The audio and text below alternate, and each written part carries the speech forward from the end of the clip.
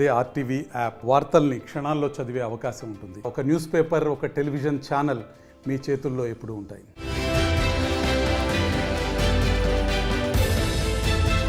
పిఠాపురం ఇప్పుడు 2 తెలుగు రాష్ట్రాల్లో ఈ నియోజకవర్గం చాలా హాట్. ఎక్కడ చూసినా ఈ నియోజకవర్గం గురించే చర్చ. ఎందుకంటే జనసేనాని పవన్ కళ్యాణ్ ఇక్కడి నుంచే ఎమ్మెల్యేగా పోటీ చేయడమే. కాపు సామాజిక వర్గం ఓట్లు ఎక్కువగా ఉన్న పిఠాపురం నియోజకవర్గం ఎంతో చారిత్రక నేపథ్యం ఉన్న ప్రదేశం. సంగీతం, సాహిత్యం, ఆధ్యాత్మికతలను పెంచి పోషించడంలో పిఠాపురం సంస్థానం ప్రత్యేక స్థానం సంపాదించుకుంది.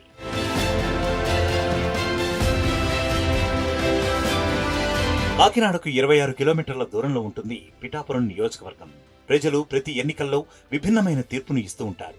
అయితే ఈసారి ఏ పార్టీకి జై కొడతారనేది ఆసక్తికరంగా మారింది. పిఠాపురం మున్సిపాలిటీ, గొల్లప్రోలు, కొత్తపల్లి మండలాలు కలిసి ఏర్పడ్డ ఈ నియోజకవర్గంలో కాపు సామాజిక వర్గం ఓట్లు అత్యధికం. అందుకే ఈసారి జనసేనాని పవన్ కళ్యాణ్ ఈ సీటును ఎంచుకున్నారు.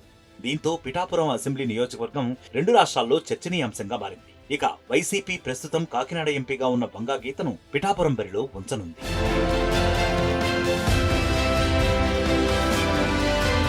కాకినాడ జిల్లాలో పిఠాపురం, రాజోలు, అమలాపురం, కొత్తపేట నియోజకవర్గాల్లో కాపు సామాజిక వర్గం ఓట్లు పెద్ద ఎత్తున ఉన్నాయి. ఇందులో పిఠాపురం, అమలాపురం, రాజోలు నియోజకవర్గాల్లో జనసేన కొంత బలంగా ఉంది. అయితే ఇందులో పిఠాపురం మినహా అమలాపురం, రాజోలు 2 ఎస్సీ నియోజకవర్గాలు. 2019 ఎన్నికల్లో పోటీ చేసిన 2 నియోజకవర్గాల్లో ఓడిపోవడంతో ఈసారి ఆ ఫలితం పునరావృతం కాకుండా సర్వే చేసి మరీ పిఠాపురాన్ని ఎంచుకున్నారు జనసేన.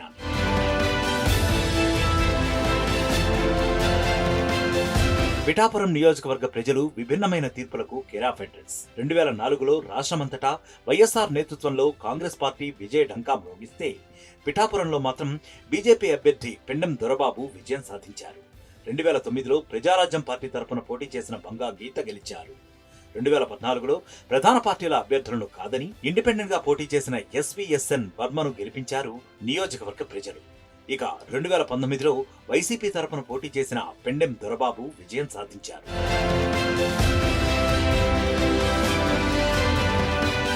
పవన్ కళ్యాణ్ పిఠాపురం బరిలో ఉండటంతో జన సైనికులు మోహరించారు. ఈసారి ఎలాగైనా పవన్ కళ్యాణ్ ను అసెంబ్లీకి పంపించాలన్న పట్టుదలతో ఉన్నారు. మరోవైపు వైసీపీ అభ్యర్థిగా బరిలో ఉన్న బంగా గీతకు ఈ నియోజకవర్గంపై మంచి పట్టు ఉంది. గతంలో ఎమ్మెల్యేగా పనిచేయటం ఆమెకు కలిసి రానుంది. ఈ సమీకరణాలతోనే సిట్టింగ్ ఎమ్మెల్యే పెండెం దొరబాబును కాదని బంగా గీతను పిఠాపురం బరిలో ఉంచింది వైసీపీ.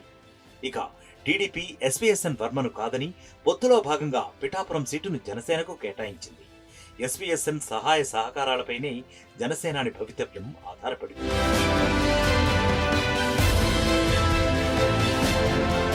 మరిన్ని వీడియోస్ కోసం ఛానల్ ని సబ్స్క్రైబ్ చేయండి. లేటెస్ట్ అప్డేట్స్ కోసం వాట్సాప్ ఛానల్ ని ఫాలో చేయండి. అండ్ లింక్ డిస్క్రిప్షన్ లో ఉంది.